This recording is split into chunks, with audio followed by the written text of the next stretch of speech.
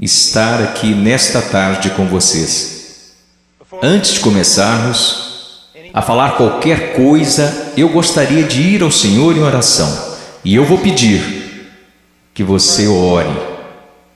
Tem tanta coisa acontecendo aqui, nesta tarde, tanta coisa que você não entende.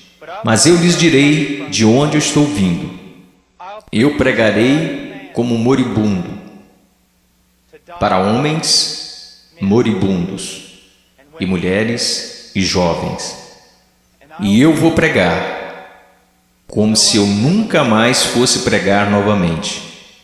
E eu lhes direi coisas que vocês irão entender errado. E eu lhes direi coisas que eles deixarão tão nervosos comigo. E eu lhes direi coisas que vocês negarão. E eu lhes direi coisas e vocês dirão que eu não tenho o direito de lhes dizer o que estou dizendo. Mas antes de você chegar a qualquer conclusão sobre o que está sendo dito aqui nesta tarde, faça a si mesmo uma pergunta. Veja, pregar é uma coisa muito perigosa. É perigoso para mim, pois a Bíblia diz que sobre falsos mestres virá grande condenação. Se o que eu lhes disser hoje não for verdade, eu estou encrencado e por isso tenho que fazê-lo com temor e tremor, porque eu estarei condenado diante de Deus. Mas se o que eu disser para vocês hoje for verdade, então são vocês que têm motivo para temer e tremer. Porque se eu interpretar corretamente esta passagem das Escrituras que eu lhes darei, será como se Deus estivesse falando através de um homem. E seu problema não será comigo, será com Deus e sua palavra. Então a única questão a ser decidida aqui, nesta tarde, é esta: é este homem à nossa frente um falso profeta? Ou será que ele está nos falando a verdade? E se ele estiver nos falando a verdade, então nada mais importa, exceto conformar nossas vidas a esta verdade. Vamos ao Senhor em oração.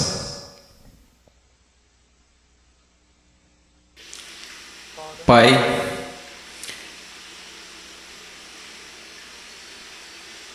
Pai, eu sou tão pequeno, tão desprezível de tantas maneiras. Tu sabes, Senhor, Tu sabes. Ó Senhor amado, será que falso fogo continuará sendo a única coisa depositada em seu altar? Ou poderia fogo descer do céu? No meio de tanto barulho e clamores e programações, poderia fogo descer do céu? Podem esses ossos secos voltar a viver? Tu sabes, Senhor. Em Tua soberania eu oro e imploro ante ao trono de Deus, que sejas gracioso para conosco. Que o Senhor abra corações e mentes. Senhor, não podemos contar com que eles os abram, eles nunca o farão. Abra seus corações e mentes e faça com que eles vejam a verdade bíblica.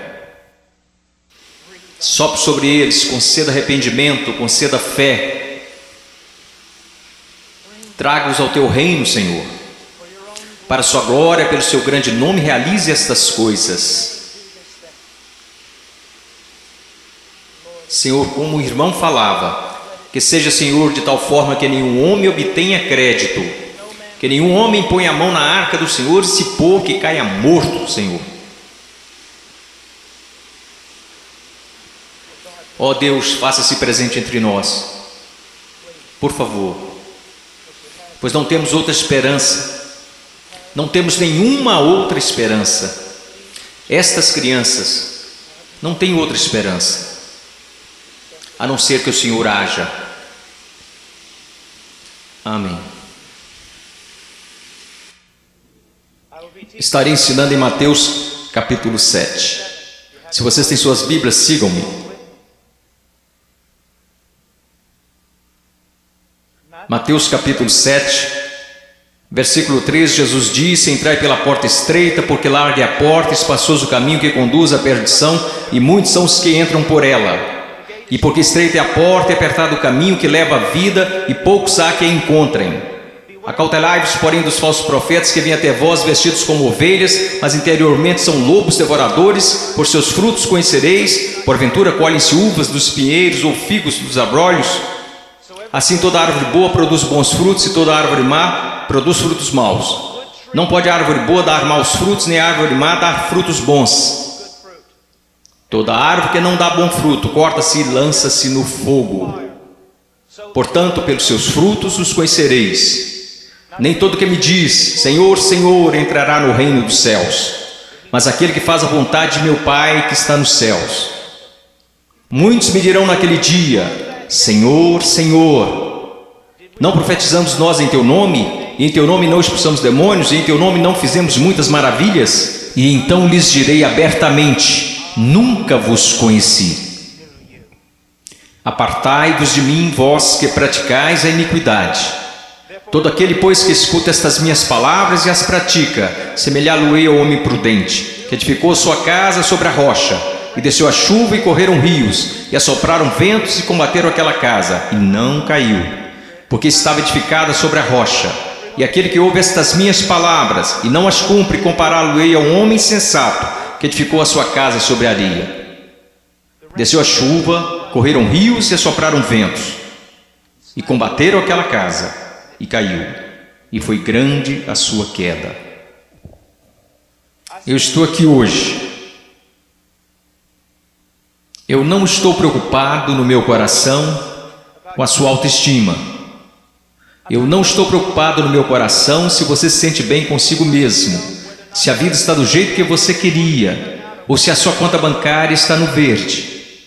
Só tem uma coisa que me tirou o sono. Só tem uma coisa que me preocupou durante a manhã toda. E é isto: em 100 anos, a maioria das pessoas neste prédio possivelmente estarão no inferno. E muitos que até mesmo professam Jesus Cristo como Senhor passarão a eternidade no inferno. E você diz: pastor, como você pode dizer uma coisa como esta? Eu posso dizer uma coisa como esta, pois eu não realizo meu ministério na América. Eu prego a maior parte do tempo na América do Sul, África e leste europeu. E eu quero que você saiba que quando olham para o cristianismo americano, ele é mais baseado em uma cultura sem Deus do que na palavra de Deus. E tantas pessoas são enganadas, e tantos jovens são enganados, e tantos adultos são enganados em crer que por terem feito uma oração uma vez em suas vidas, eles irão para o céu. E então, quando eles olham ao redor e veem outros que confessam a Cristo, e veem essas pessoas tão mundanas quanto o mundo, e comparam-se uns com os outros, nada perturba seus corações. Eles pensam: bem, eu sou igual à maioria do meu grupo de jovens. Eu vejo coisas que não deveria ver na TV e rio das coisas que Deus odeia. Eu uso roupas sensuais. Eu falo como o mundo, eu ando como o mundo, eu amo a música do mundo, eu amo tanto essas coisas do mundo, mas graças a Deus eu sou um cristão. Porque eu sou um cristão, eu não pareço diferente da maioria das pessoas da minha igreja. Porque eu sou cristão, porque houve uma vez na minha vida que eu fiz uma oração e pedi para Jesus entrar no meu coração. Eu quero que você saiba que a maior heresia na igreja evangélica protestante americana é que se você orar e pedir para Jesus Cristo entrar no seu coração, Ele definitivamente entrará. Vocês não encontrarão isso em nenhum lugar das Escrituras. Vocês não encontrarão isso na história batista até 50 anos atrás. O que vocês precisam saber é que a salvação é pela fé, e fé somente em Jesus Cristo. E a fé somente em Jesus Cristo é precedida e seguida por arrependimento. Um abandono do pecado, um ódio pelas coisas que Deus odeia, um amor pelas coisas que Deus ama, um crescimento em santidade e um desejo, não de ser como a Britney Spears, não de ser como o mundo, e não de ser como a maioria dos cristãos americanos, mas de ser como Jesus Cristo.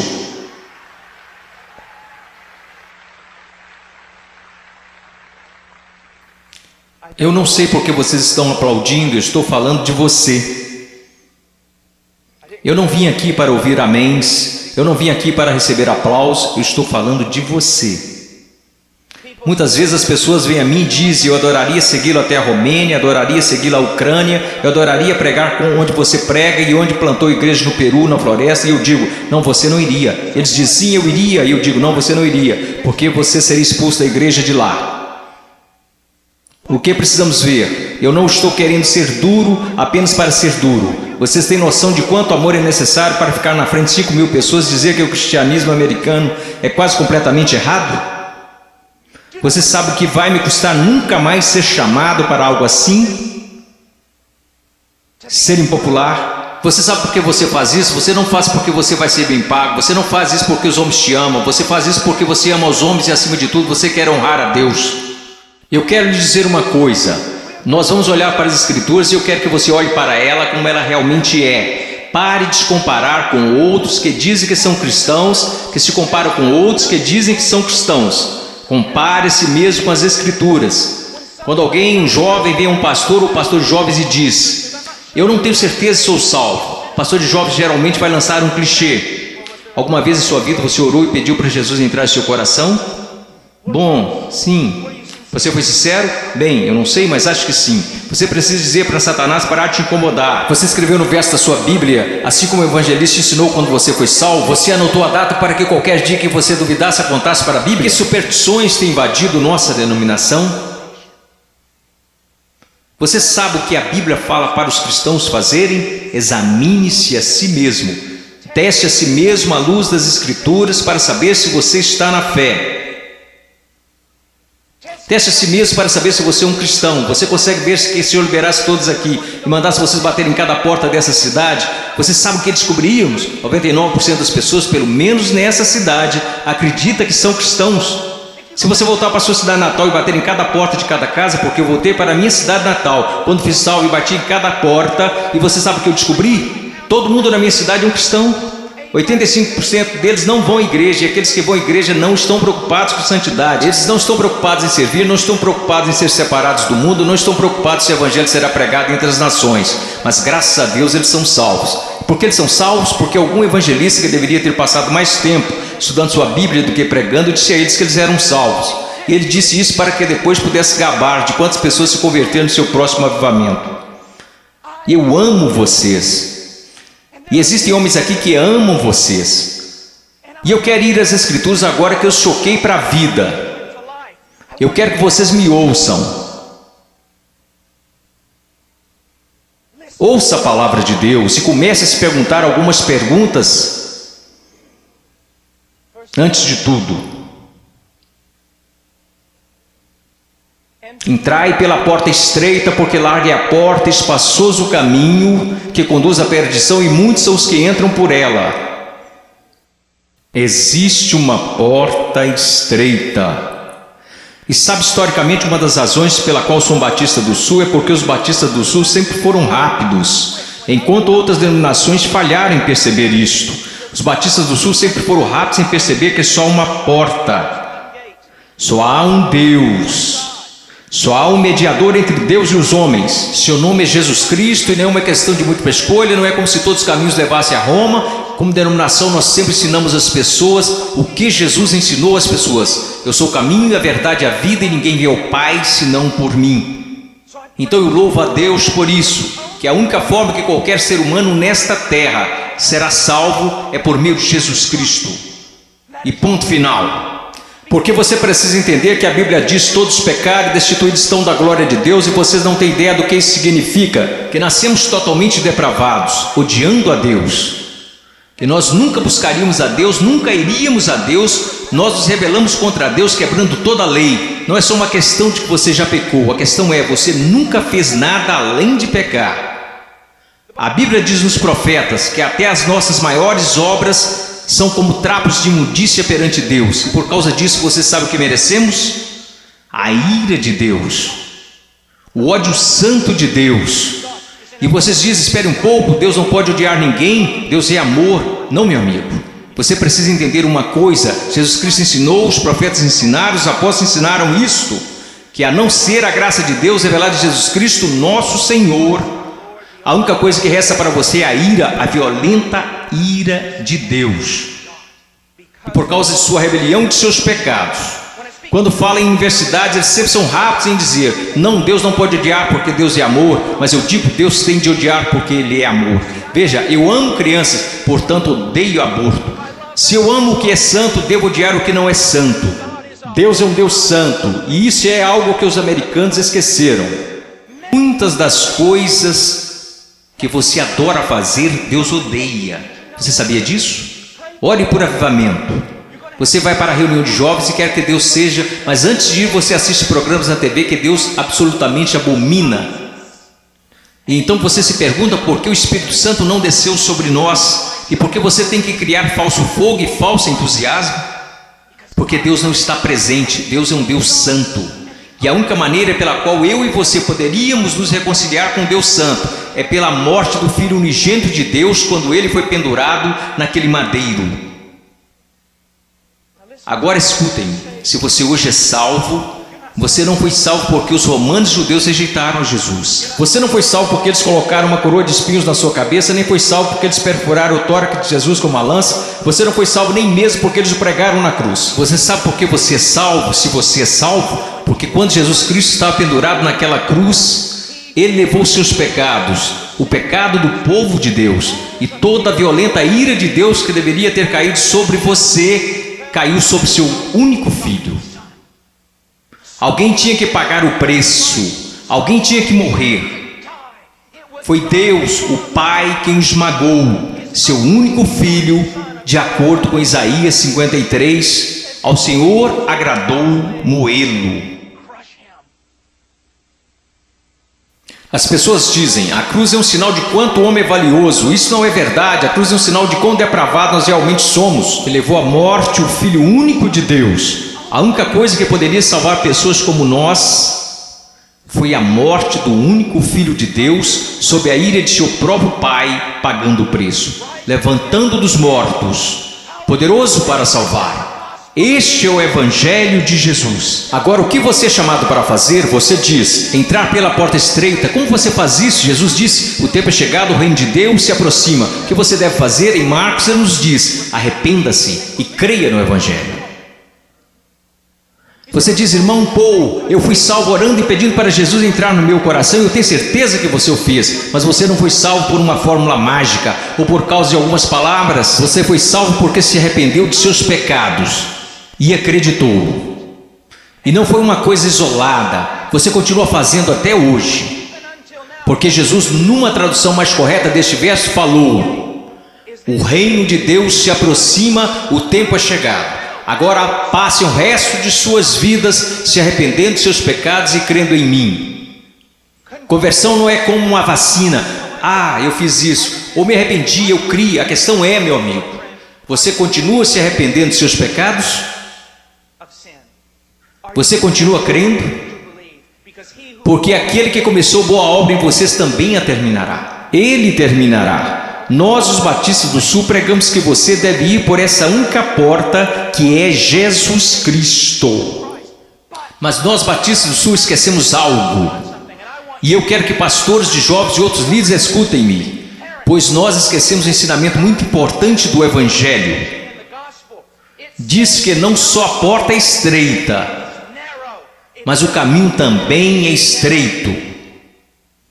O que basicamente fazemos é conduzir uma pessoa a Cristo ou conduzimos alguém a uma oração. E aí essa pessoa passa o resto da vida vivendo igual o mundo. Se você quiser negar isso, eu posso trazer as estatísticas para te provar. Várias pesquisas, censos, qualquer tipo de pesquisa que você pensar. Quando elas questionam a moralidade da igreja nos Estados Unidos da América, em comparação com a moralidade daqueles que se consideram perdidos, as pesquisas não acham diferenças. Veja, esses são apenas dados, não tem nada a ver com interpretação religiosa, são estatísticas.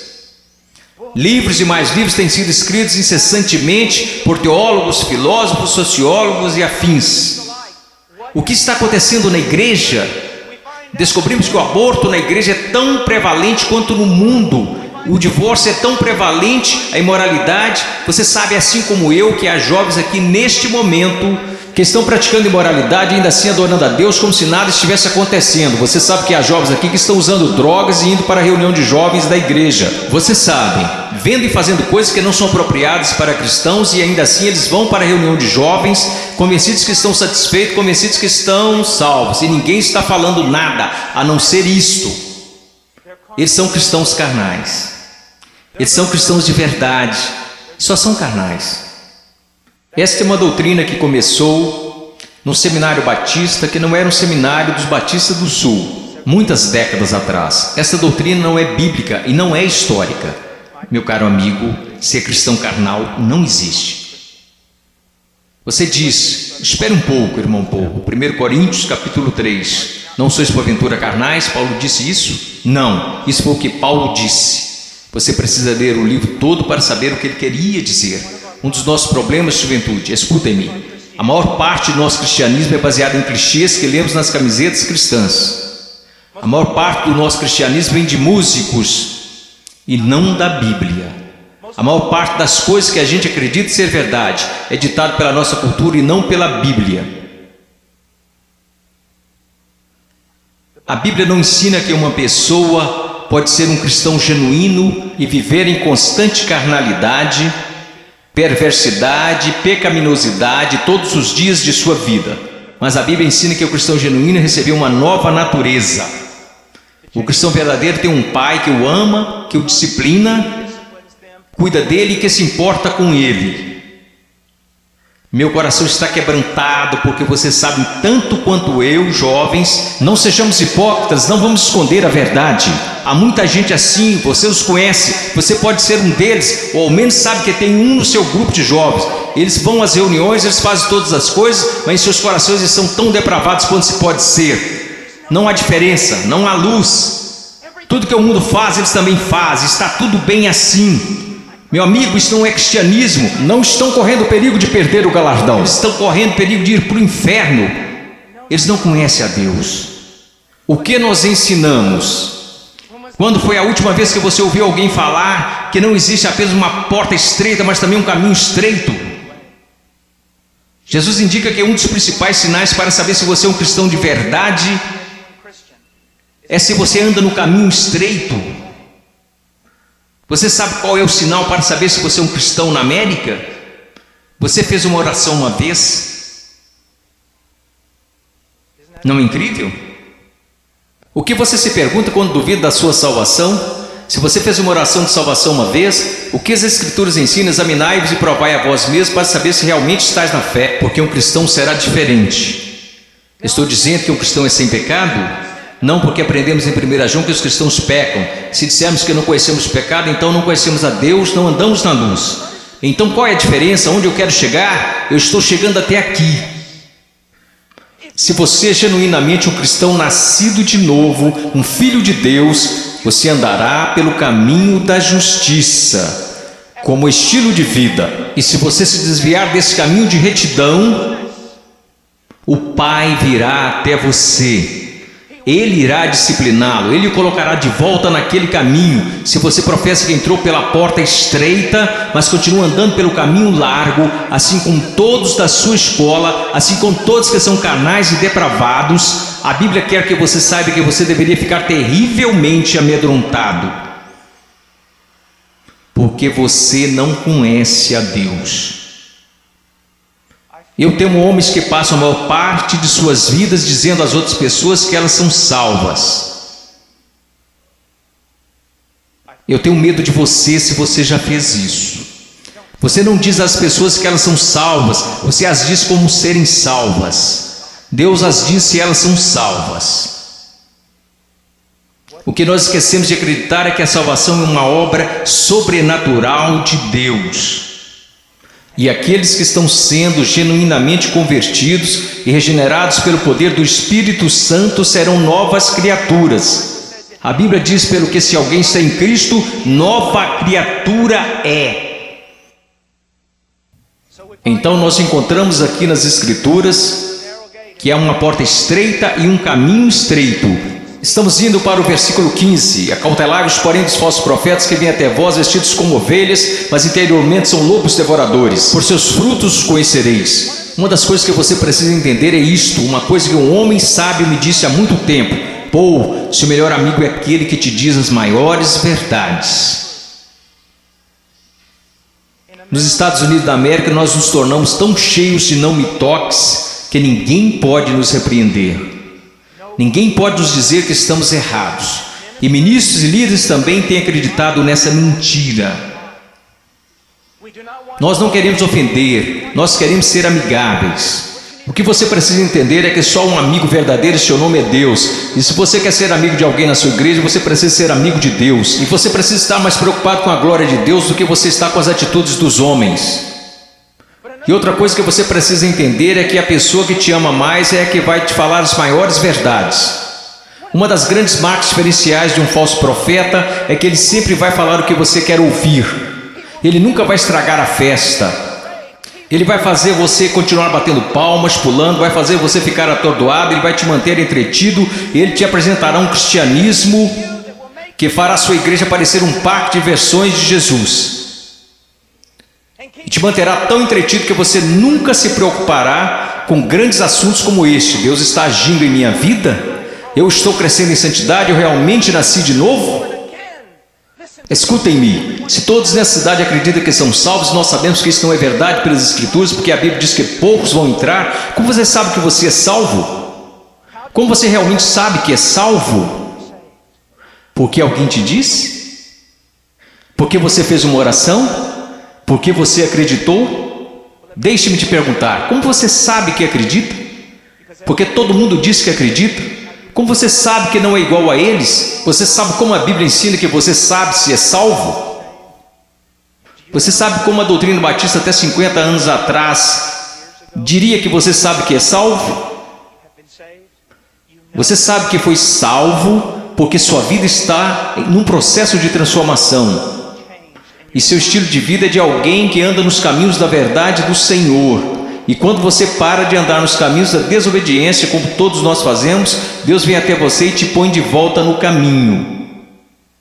Uma das maiores evidências que você nasceu de novo é que Deus não permitirá que você fale como sua carne quer falar. Deus não permitirá que você se vista como o mundo sensual e a igreja sensual. Permite que você se vista. Deus não permitirá que você ande como o mundo, cheire como o mundo, fale como o mundo, escute as coisas que o mundo escuta.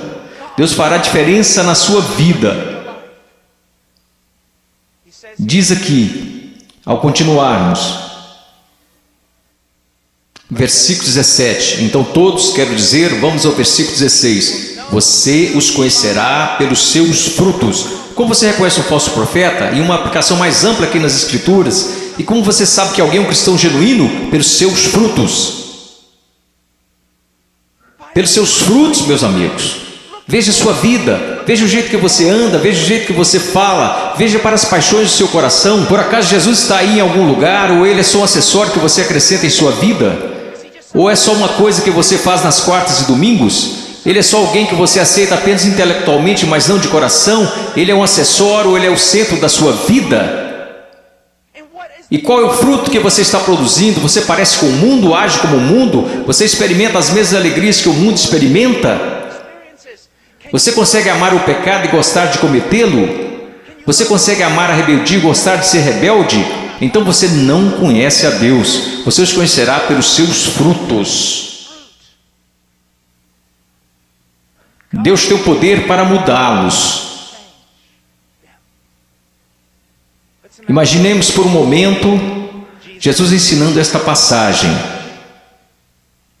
E você está lá ouvindo. E Ele olha para você e diz: espinhos, espinhos. Você acha espinhos em figueiras? E você diz: é claro que não, Jesus. Você não é um agricultor, você não é um fazendeiro, você é um carpinteiro, mas todo mundo sabe, Jesus, você não encontra espinhos numa figueira. Então deixe-me fazer outra pergunta. Você encontra figos bons, frutos em espinheiros? É claro que não, Jesus, isso é loucura. Quer dizer, você nunca vai achar espinhos numa figueira e também nunca encontrará figos num espinheiro. Jesus, se me disserem que isso é possível, pode tomar nota. Ou essa pessoa é louca ou é mentirosa. Então Jesus lhe responde: muito bem.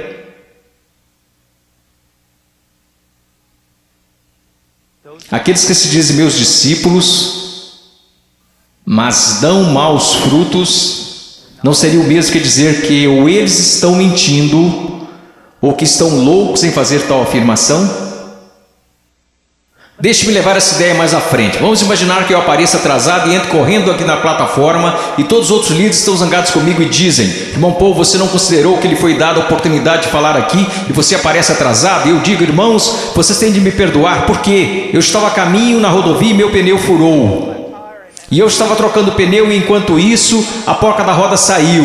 E eu não estava prestando atenção, então eu corri para pegar a porca da roda. Assim que eu a peguei no meio da rodovia, eu levantei, tinha um caminhão de carga de 30 toneladas vindo a uns 200 km por hora, uns 10 metros à minha frente. E aí ele me atropelou e é por isso que eu estou atrasado. Só existiriam duas explicações lógicas. Eu sei, ninguém mais estuda lógica. Mas só existiriam duas conclusões lógicas. Eu sou um mentiroso. Eu sou um maluco. Você diria: irmão Paul, é absolutamente absurdo, é impossível ter um encontro com algo tão grande como um caminhão de carga e não mudar de estado. E minha questão para você é a seguinte: o que é maior, um caminhão de carga ou Deus? Como é que tantas pessoas hoje professam ter tido um encontro com Jesus Cristo e ainda assim não são permanentemente transformados? Deixe-me dar-lhes algumas coisas para pensar. Você sabe que eu estou lhes dizendo a verdade. Quantas vezes você vai e rededica sua vida de novo, e de novo, e de novo? Quantas vezes os grupos de jovens veem a coisas como esta e ficam empolgadíssimos, e voltam para a igreja e dura cerca de uma semana e meia. E mesmo assim dizem: ó, foi um grande mover de Deus. Não foi não. Se não durou é porque não foi um mover de Deus, foi emoção. Foram tantas coisas, mas não foi um grande mover de Deus. Deus trabalhou em sua vida. Deus está trabalhando em sua vida. Você os conhecerá pelos seus frutos. Você os conhecerá pelos seus frutos. Prosseguindo. Versículo 19. Toda árvore que não dá bom fruto, corta-se e lança-se no fogo. Portanto, pelos seus frutos conhecereis. Escute isso, você precisa entender algo acerca da literatura hebraica. Quando queremos enfatizar algo, sabe o que fazemos? Aumentamos o tom de nossa voz. Se estamos escrevendo, colocamos em negrito ou em maiúsculo. Mas para o judeu era diferente. Quando ele quer enfatizar algo, ele repete e repete. Por isso que encontramos paralelismo hebraico no livro de Provérbios: o ímpio viverá na terra, o ímpio será destruído. Ele está dizendo a mesma coisa, só que de um jeito diferente, para dar mais ênfase. É isso que Jesus está fazendo o tempo todo aqui. Pelos seus frutos conhecereis, pelos seus frutos conhecereis. Vocês os conhecerão pelo caminho que eles andam, pelos seus frutos conhecereis. Pelos seus frutos os conhecereis. Ele diz: toda árvore que não dá bom fruto, corta-se e lança-se no fogo. Sobre o que ele está falando, meu caro amigo? Ele está falando sobre o juízo do Deus Todo-Poderoso, que um dia cairá sobre o mundo, que um dia possivelmente poderá cair sobre você. Oh, meu caro amigo, eu não consigo olhar o seu coração. Eu sou tão facilmente enganado pelo meu próprio coração. Mas há um que não é enganado. Há um que não é enganado. Ele não é enganado por uma cultura cristã pós-moderna. Ele sabe. Pelos seus frutos os conhecereis. Então ele continua. E ele diz isto. Versículo 21, nem todo que me diz Senhor, Senhor entrará no reino dos céus, mas aquele que faz a vontade de meu Pai que está nos céus. Você sabe o que a sua profissão de fé em Jesus vale? Absolutamente nada. Sim, você leu esta passagem? Estude-a. Nem todo que me diz Senhor, Senhor, nem todos que professam Senhor, Senhor, entrará no reino dos céus. Muitas pessoas dirão Senhor, Senhor, mas não entrarão no reino dos céus. Meus filhinhos, você é um deles? Senhor, Senhor. Agora vamos voltar para a literatura hebraica. Ele diz Senhor, Senhor, ele não diz Senhor. Ele diz Senhor, Senhor, o que isso significa? Esse sujeito que está fazendo profissão não é alguém que de repente decidiu. É o dia do juízo, é melhor confessá-lo como Senhor. Essa é uma pessoa que professa enfaticamente aos outros que Jesus é o Senhor. Ele anda por aí dizendo que Jesus é o Senhor, ele dança enquanto os músicos estão tocando e diz que Jesus é o Senhor. Ele canta dizendo Senhor, mas Jesus diz a ele, afasta-te de mim, eu não te conheço. Billy Graham é uma das pessoas mais amáveis e bondosas. E ainda assim ele diz que a maioria das pessoas das igrejas confessionais estão perdidas. Ele diz que ficaria feliz se ao menos 5% das pessoas que fizeram uma profissão de fé em suas cruzadas evangelísticas fossem de fato salvas. Quando estou na Nigéria, eu estive lá no ano passado visitando a mãe cujo filho estava em nossa igreja e que foi assassinado por muçulmanos no norte da Nigéria. Se alguém confessa Jesus Cristo, você meio que já sabe que é verdadeiro. Por quê? Porque eles podem morrer por causa dessa confissão. Mas na América, considere os custos. Pense, examine a sua vida à luz das Escrituras. Você conhece o Senhor. Você conhece o Senhor? Porque nem todo que me diz Senhor, Senhor entrará no reino dos céus. Mas o que ele diz aqui, veja o que ele está dizendo. Nem todo que me diz Senhor, Senhor entrará no reino dos céus, mas aquele que faz a vontade de meu Pai que está nos céus. Qual é o sinal de que alguém se tornou um cristão genuíno? Eu gostaria que nós começássemos a ensinar isso novamente. O que aconteceu com a nossa teologia? O que aconteceu com a nossa doutrina? O que aconteceu com o nosso ensino? Foram jogados pela janela? Ninguém mais quer estudar doutrina, só quer escutar músicas cristãs e ler as frases das camisas cristãs. O que aconteceu com a verdade? A verdade diz isto. Aprova a maneira que você pode ter certeza que você é um cristão que nasceu de novo e que você tem como estilo de vida agir segundo a vontade do Pai. E você diz, você está falando de obras. Não, eu não estou, eu estou falando de evidências de fé. Funciona mais ou menos assim. Sua profissão não é prova alguma de que você nasceu de novo, porque todos neste país professam ter fé em Jesus Cristo. Uma pesquisa diz que 65% a 70% dos americanos são salvos, cristãos nascidos de novo. O país mais sem Deus na face da terra mata 4.000 bebês por dia, mas graças a Deus 70% de nós são nascidos de novo. Como você sabe que esta fé que você tem não é falsa?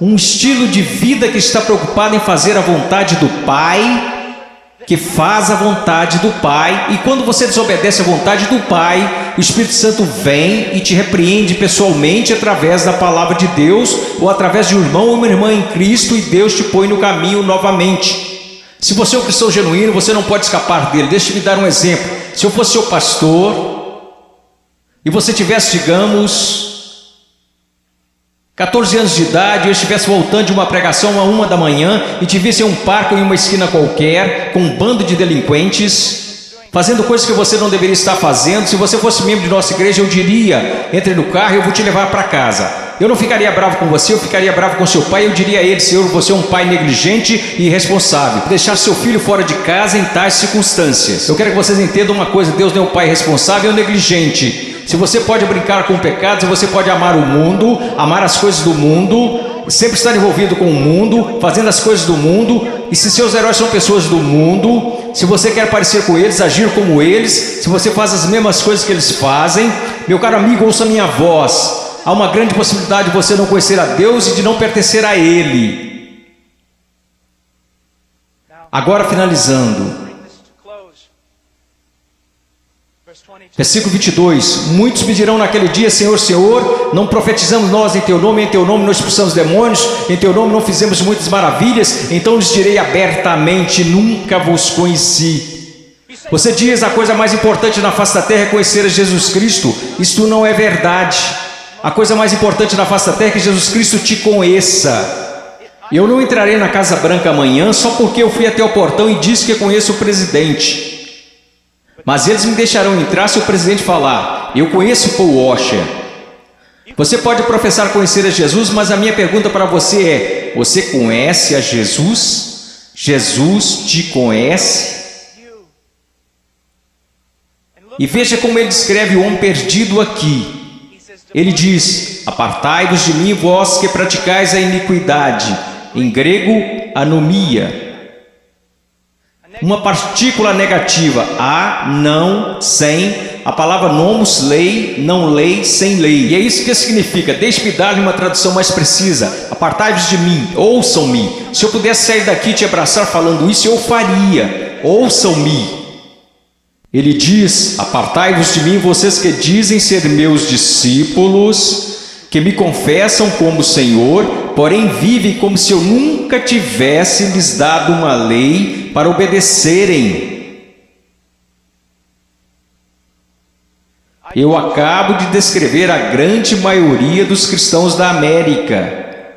Se alguém começa a falar de lei, se alguém começa a falar de princípios bíblicos, sobre o que devemos fazer e o que não devemos fazer, como devemos viver e como não devemos viver, todos começam a exclamar: legalista, legalista. Mas Jesus disse: apartai-vos de mim, vocês que viveram, me chamaram de Senhor, contudo viveram como se eu nunca tivesse lhes dado uma lei para seguirem. Na cristandade americana disse: passe pela porta, louve a Deus, viva como o resto do mundo, tudo bem, você só é um cristão carnal e talvez volte um dia. Você sabe o que acontece por causa do nosso péssimo evangelismo? Nós temos milhões de crianças salvas na ZBF, e quando fazem 15 anos eles entram no mundo, e a maioria deles vive como demônios.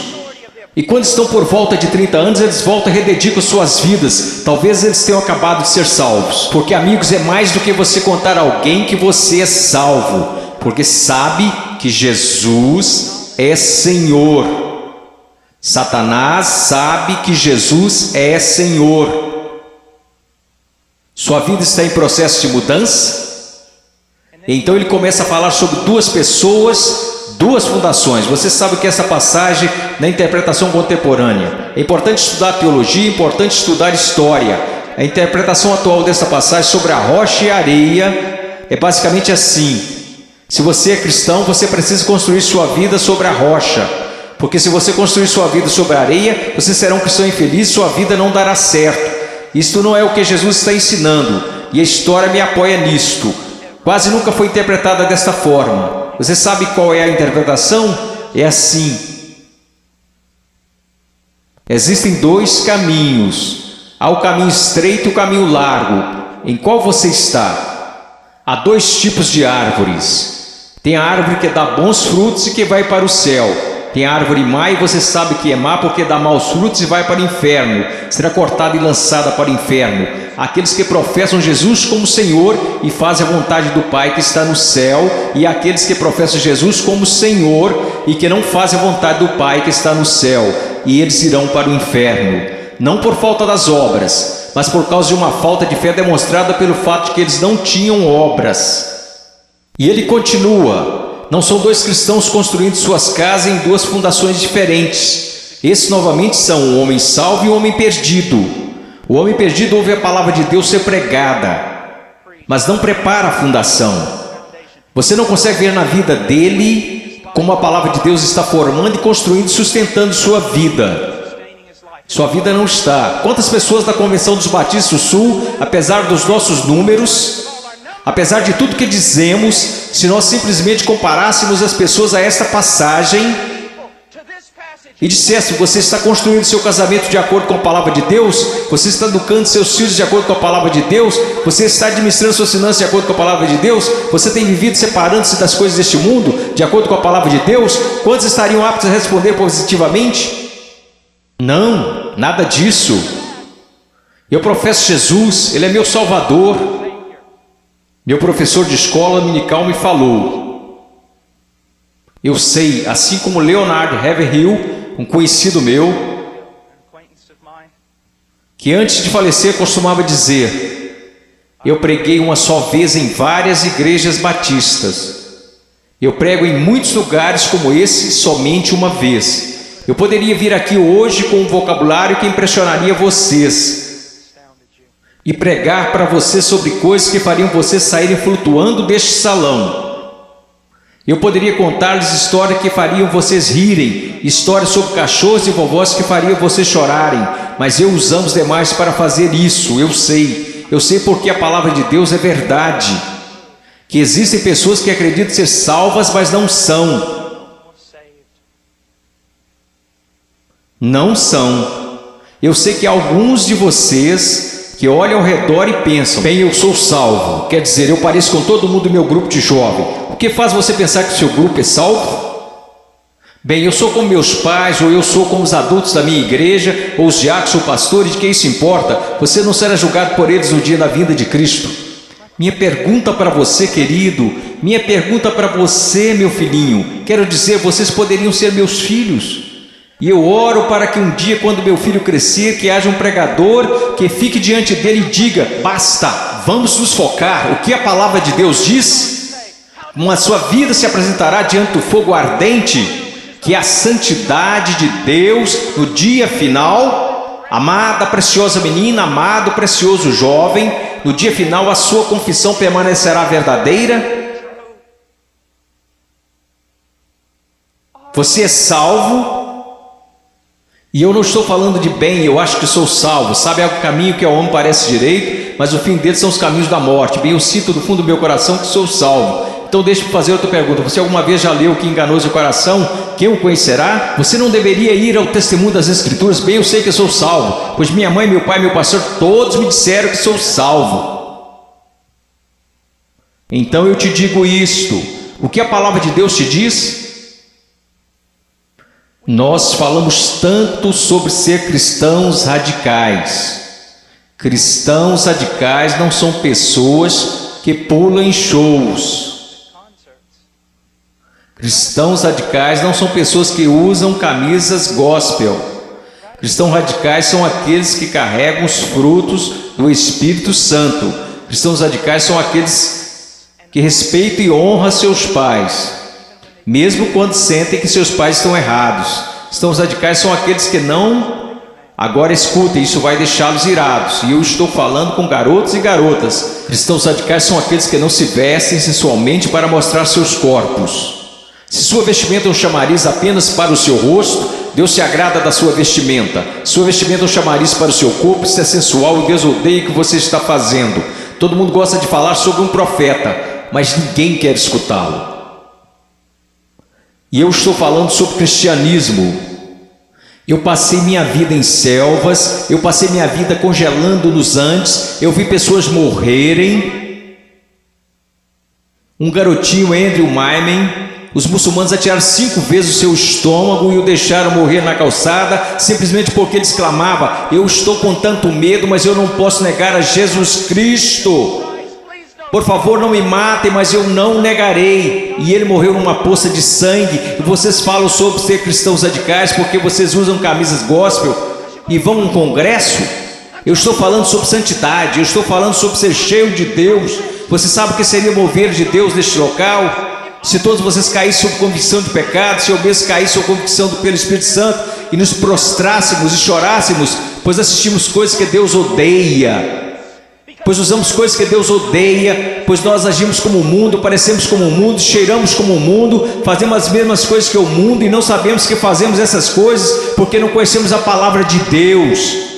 Porque mesmo que falemos como uma denominação, que a Escritura é a infalível palavra de Deus, só que ganhamos basicamente um monte de ilustrações, histórias e novelinhas. Oh, que Deus brilhe neste lugar. Que viremos nossas costas para o pecado, que renunciemos às coisas que desagradam a Deus, e então que corramos para Ele, alegremos-nos nele e o amemos. Que Deus levante missionários. Eu não desejo a vocês o mesmo que seus pais. Eles querem segurança e boas casas para vocês. Eles querem que vocês tenham carros e respeito. Eu quero para vocês as mesmas coisas que quero para o meu filho, que um dia ele pegue uma bandeira, a bandeira de Jesus Cristo, e coloque-a num monte onde ninguém esteve antes, e que eles clame: Jesus Cristo é Senhor, mesmo que isso custe a sua vida. Se quando ele tiver 18 anos me disser as mesmas coisas que eu disse quando era jovem, eu vou para os montes, eu vou para a selva, e as pessoas disseram: você não pode ir, você está maluco, é uma guerra lá, você vai morrer. Eu vou. Quando aquele rapaz colocar sua mochila nas costas, eu vou orar por ele e dizer: vá, vá, Deus seja contigo, e se você morrer, meu filho, eu te vejo do outro lado e honrarei sua morte. Oh Deus, vamos orar, vamos orar. Oh Deus, eu não me importo com reputação, eu não me importo com o que os homens pensam. Eu quero que o Senhor seja honrado, eu quero que esses jovens sejam salvos. Eu quero que os salvos parem de olhar para um cristianismo cultural, que o Senhor odeia e que cuspirá fora de sua boca, e que eles olhem para a sua palavra e digam: eu seguirei a Jesus. Deus, eu oro pelos ministérios de jovens e pastores, e oro para que o Senhor os encha com espírito de sabedoria, amor e coragem e discernimento, e querido Deus, custe o que custar, eu oro para que o Senhor levante missionários. Ao olhar para esses garotos, eu não posso evitar de pensar no meu filhinho. Oh Deus, que o Senhor salve o Ian, e que eu levante e o mande para a pior parte da batalha. Oh, querido Deus, levante missionários aqui, levante missionários, levante pregadores e pastores e embaixadores e evangelistas, que conheçam a palavra de Deus. Oh Deus, trabalhe neste lugar, por favor, trabalhe neste lugar, amado Deus, por favor, por favor, por favor, por favor.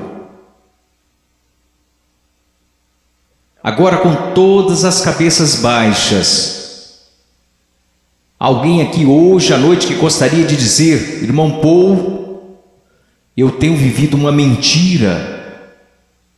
Eu digo que sou cristão, mas eu amo o mundo, eu pareço com o mundo, e cheiro como o mundo, e eu me odeio por conta disso. Irmão Paul, eu estou tão cansado desse cristianismo que tenho vivido, eu estou cansado disto. Eu estou cansado disto. Eu quero ser salvo. Eu quero ser salvo. Eu só quero que levantem. Irmão Paul, eu quero ser salvo. Amém. Alguém mais? Eu quero ser salvo. Amém. Amém. Em momentos teremos um apelo, e vocês que levantaram, eu vou descer aqui e quero que vocês se encontrem comigo. Eu quero falar com vocês agora. Vocês podem se sentar. Obrigado. Agora quero conversar com vocês que professam ser cristãos.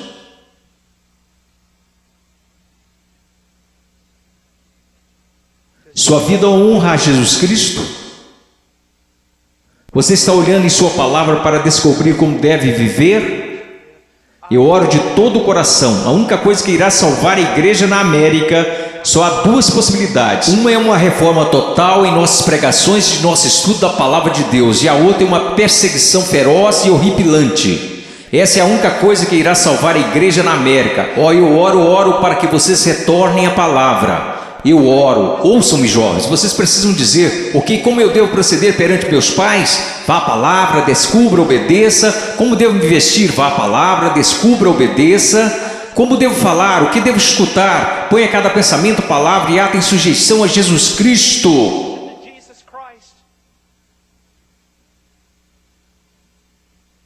Eu não vou pedir para que você levante,